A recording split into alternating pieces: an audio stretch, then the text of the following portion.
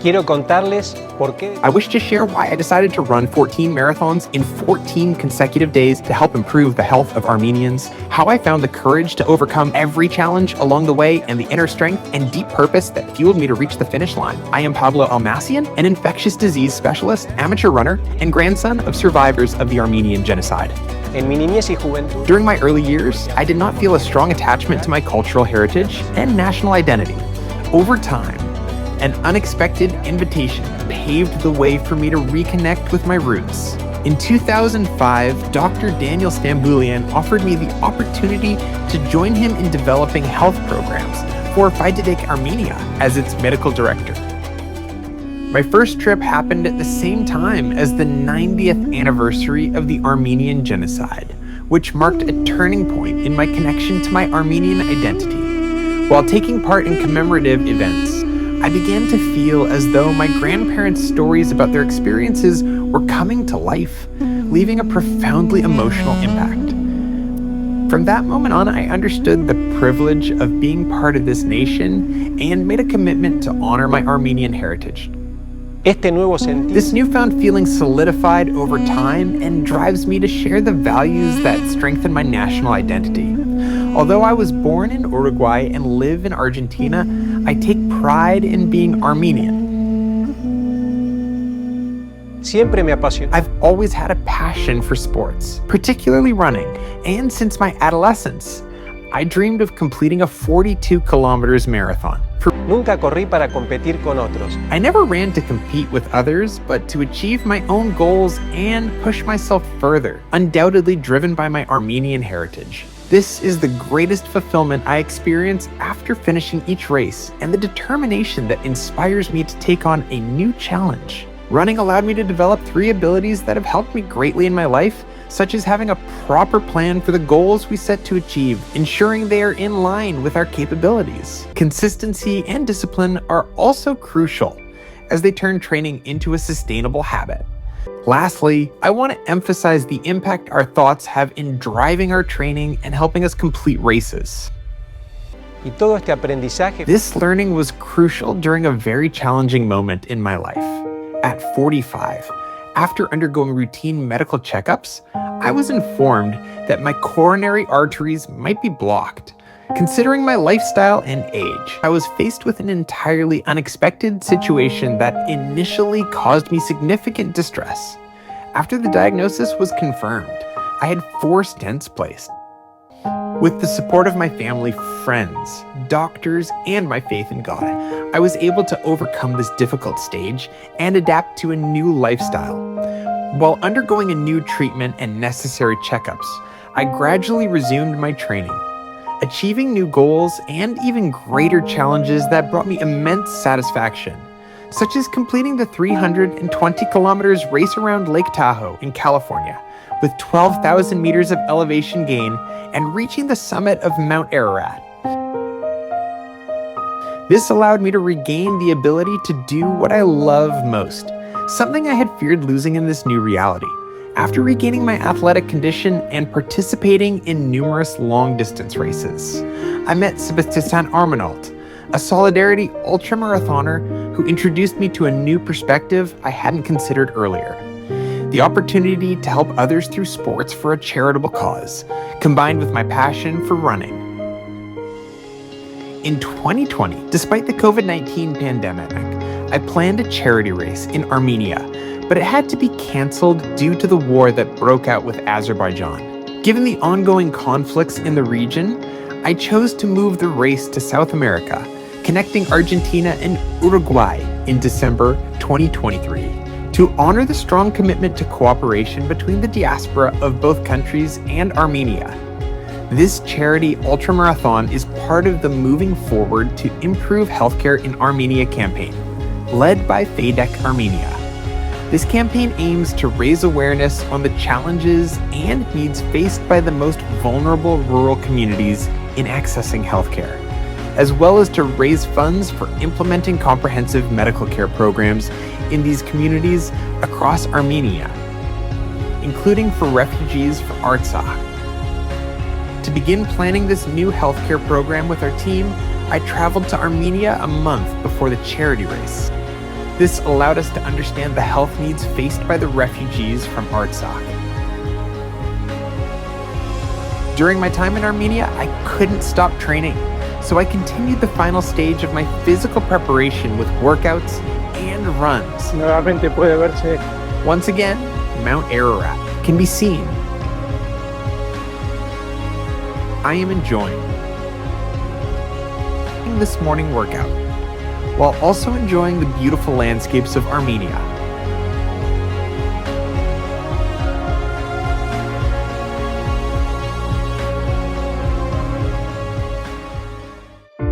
The plan was to run the 600 kilometers between Buenos Aires, Argentina, and Montevideo, Uruguay, with a stop every 42 kilometers.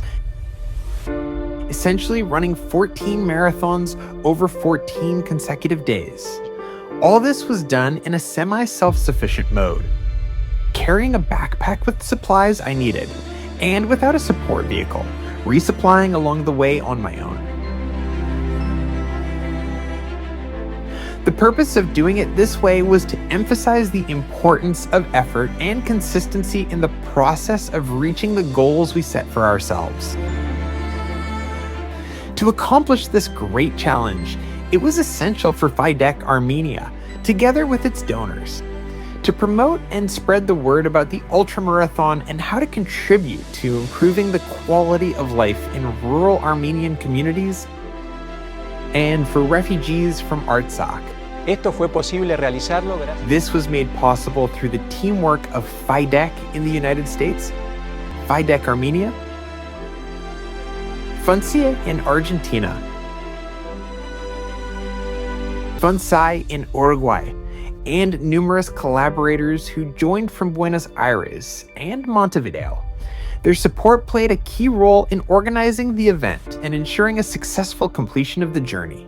This initiative was supported institutionally by the Armenian Embassy in Argentina, the Armenian General Benevolent Union, the Armenian Center, and the Armenian National Fund. The start of the race on Sunday, December 3rd, from Sarmiento Park in Buenos Aires was very emotional.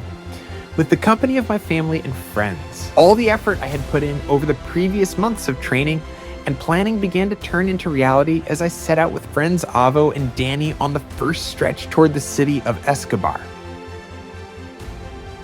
Before reaching our destination, we planned a special stop at the Deportivo Armenio soccer stadium. We arrived at the Deportivo Armenio soccer stadium with Danny and Evo, who supported me. Thank you guys. A club deeply cherished by Argentina's Armenian community, where more family and Armenian friends were waiting to welcome me.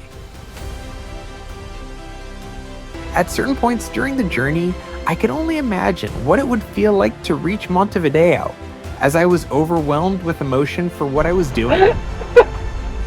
¡Vamos, Pablo! I felt a powerful sense of motivation, thinking about all the people in Armenia who would benefit from one of the challenges I faced.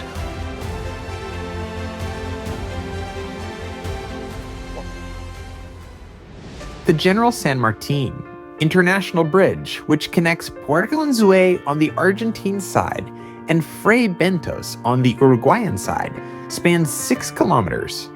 Crossing it on foot is prohibited and only allowed with special authorization, which requires halting vehicle traffic. The competent authorities, with great willingness, granted me the authorization to cross. Although I have crossed this bridge many times by car, the experience of running across it without vehicle traffic and accompanied by the bridge officials, the gendarmerie, and my family, they traveled there to meet with us, is something I will never forget and will always be grateful for. Estamos en el puente, ya cruzamos el límite.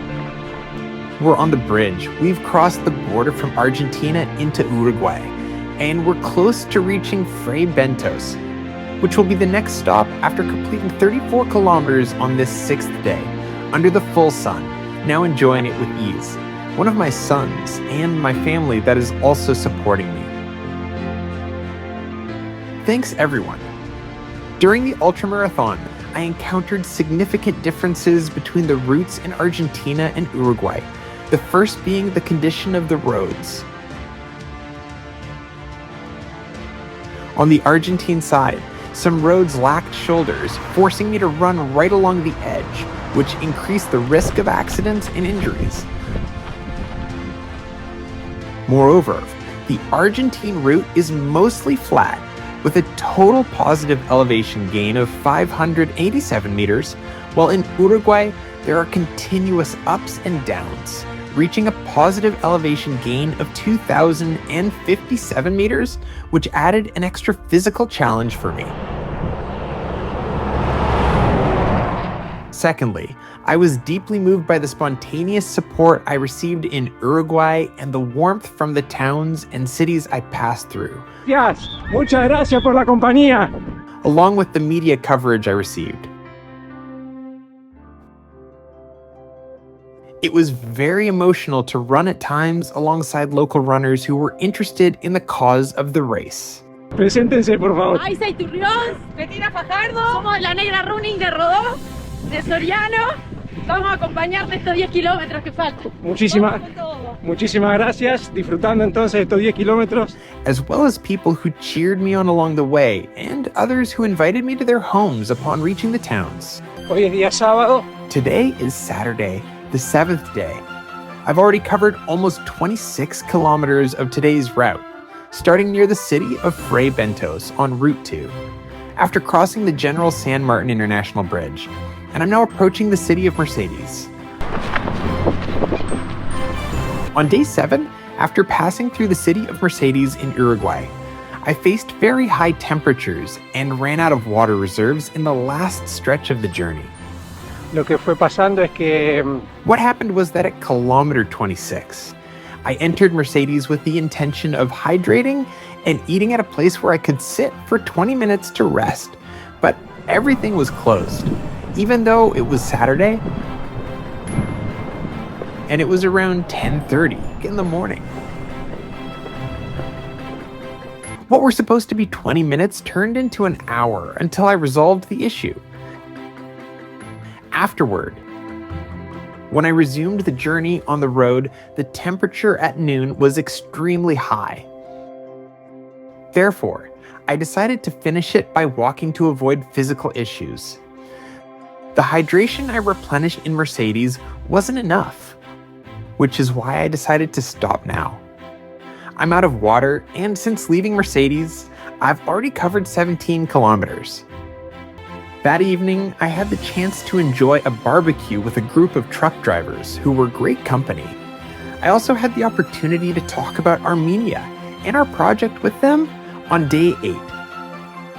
After covering the first few kilometers, I was surprised to see one of the dogs from the inn where I had stayed following me. Today is Sunday, the 10th, and it's a beautiful day. I've already covered 14 kilometers since the start, and you can probably see on the camera the wonderful company I have today, a dog that lives in this area. He decided to accompany me and join the cause, providing tremendous company that doesn't leave my side, and we're already here in Palmitas. I'm gonna make a short stop to replenish some fluids and have something to eat, and then continue the journey. I tried to send him back, but he insisted on staying with me. After running together for 18 kilometers, I was finally able to send him back. A few kilometers later, I encountered Sydney, who amazed me by sharing that he had been cycling through several countries since leaving Brazil. Bom dia, galerinha. Tudo bem? Good morning, friends. How's it going? América do Sul. I'm traveling through South America by bike and have my trailer with me. I left Brazil from Minas Gerais. On this journey, I met my friend here. Good luck with what's ahead. It was a pleasure meeting you, such a joy, a real God bless you. Same to you.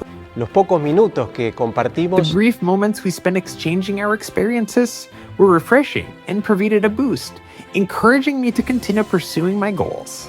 The final surprise of the day was meeting runners from the city of Rodó, along with a caravan of cars that accompanied us to the central square. Similar experiences with other runners, groups of people cheering along the route, media outlets, and local authorities repeated throughout the journey until reaching Montevideo. I am super accompanied, here enjoying the presence of two great friends. On my right, Luis Alberto Cuello, El Tornado. did you tell me that you run every day? Todos los días estamos entrenando y fin de semana carrera. And how old are you? 63 años. There are no limits. No hay límite para eso, no hay edad. Let's go. Con la mayor parte del itinerario completado, With most of the itinerary completed and the natural exhaustion at this stage of the journey, Day 10 represented a pivotal moment in reaching my final goal. The stretch between Cardona and Rosario would be one of the most demanding, as I would face 50 kilometers with significant elevation changes and very high temperatures. At that point in the journey, I was certain for the first time that by completing this stage, I could finish the entire journey. With this in mind, I mapped out my resupply points, considering the challenging conditions I would encounter. Arriving to Rosario provided a significant boost to push through the final days, with the certainty that arriving in Montevideo had shifted from a dream to a tangible reality.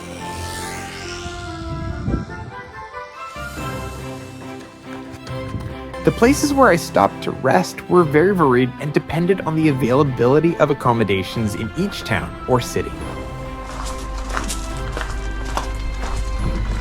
The only place where I was hosted in a family home was in the city of Libertad, Uruguay. Since the start of this journey, despite the physical effort, I slept only a few hours a day and had difficulty falling asleep. But that day, at Jose Fuentes' house with his family, everything was different. I believe that being able to spend the afternoon with them, with all the love and affection they gave me, making me feel like a member of their family, made it one of the best days, and the reason why I was able to get the best rest. The biggest fear I had during the race was the possibility of suffering an injury that would prevent me from continuing to run and achieving my goal. It was a recurring issue that I had to battle, and it was very hard for me to overcome. I used 2 stretches that helped me overcome it, dedicating the necessary time to stretching exercises during rest periods and having the help of physiotherapists. Upon arriving in Gualeguaychú, it was a great frustration to find out that all the massage appointments at my hotel were already booked. I immediately started calling several physical therapists, and after a few attempts, I was able to reach Marcelo Farias, who welcomed me into his office with great warmth and professionalism. In several other cities, I was fortunate to receive excellent care from physical therapists who generously offered their assistance upon learning about the charitable cause of this race for Armenia. The participation of each of them was crucial in preserving my physical performance and preventing the injuries I feared. And for that, I am deeply grateful. The day I arrived in Montevideo was unforgettable. Despite the physical exhaustion from all the cumulative effort, I knew that the long-awaited goal was finally about to become a reality. Hours of training, the planning it took, and the dreams that led to this charity ultramarathon crossed my mind. faltan menos de 5 kilómetros para llegar a la Plaza Armenia. La emoción es tremenda. Gracias por todo. Also thinking of all the people in Armenia who would benefit thanks to the support generated during this race, and all those who were waiting for me at Armenia Square. Gracias a cada uno por todas las palabras de aliento, las expresiones de apoyo. Fueron muy importantes para todo el recorrido. Gente que nunca hubiera pensado conocer, que fue tan amable, dieron hasta lo que no tenían. Personas humildes en los pueblos. Fue tremendo. Y pude disfrutar cada kilómetro y sabiendo que todo esto no termina acá, sino que esto se va a trasladar. Toda esta ayuda que estamos consiguiendo se va a trasladar para las personas que necesitan en Armenia. Gracias a Dios por eso. Gracias a ustedes por colaborar. After all the effort, it was a true privilege to experience the affection and kindness I received at Armenia Square from those who came to greet me. as well as from all the event participants. Está por comenzar el evento. Y también un trofeo de la maratón de Montevideo, como que la hubieras ganado, aunque lo que vos hiciste es mucho más importante que ganar la maratón de Montevideo. De los valores humanos que son comunes a la base cristiana de nuestra nacionalidad. Estoy muy emocionado y orgulloso de Pablo Elmassian. Porque tuyo es el poder, el honor y la gloria, por los siglos de los siglos. Amén. What I valued most, however, was the overwhelming sense of unity that emerged around this charity ultramarathon. Proving once again the strength that comes from working together toward a common goal. Armenia and Artsakh need us united, and that is why I invite you once again to join us in continuing to provide those most in need in the rural communities of Armenia with the access to healthcare they need in order to improve their quality of life. When I arrived at Armenia Square in Montevideo, I felt that every step, every heartbeat, and every tear shed along the way had been worth it. A mix of exhaustion and immense happiness overwhelmed me, along with deep gratitude toward everyone who supported me, not only during these 14 days of marathons, but also for the cause that united us from day one, improving the health of the most vulnerable in Armenia. In every welcoming face and every warm embrace, I could envision the people in Armenia who would benefit from this effort. Also, I felt that the distance covered was far more than just the 600 kilometers.